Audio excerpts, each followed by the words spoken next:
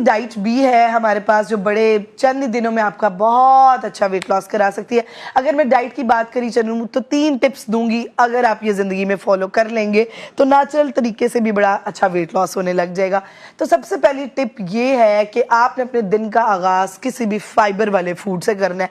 उससे क्या होगा, आपका मेटाबॉलिज्म, तो आप खाली पेट कोशिश कीजिए, चिया सीड का इस्तेमाल किया जा सकता है, लेमन उसके अंदर आप ऐड ऑन कर लें, एक सेब छिलके समेत ऐड कर लें, मुख्तलिफ फाइबर हमें मार्केट से मिल जाते हैं, वो आप ले लें। उसके बाद आधे घंटे के बाद आप नाश्ता करें और नाश्ते में कोशिश ये करें कि आपकी प्रोटीन की क्वांटिटी ज़्यादा हो।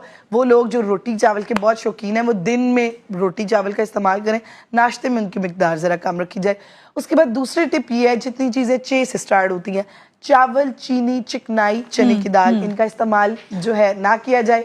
उसके बाद तीसरी जो मैं तिब्बे नबवी के साथ रिलेट करके मेंशन करना चाहूँगी कि जो हमारी सुन्नत भी है, जो आपका पेट नहीं निकलने देती, उसमें सुन्नत यह है कि एक तो भूख रख के खाएं, अपने मैदे का चौथा हिस्सा खाली छोड़ें और खाने से पहले पानी का इस्तेमाल करें।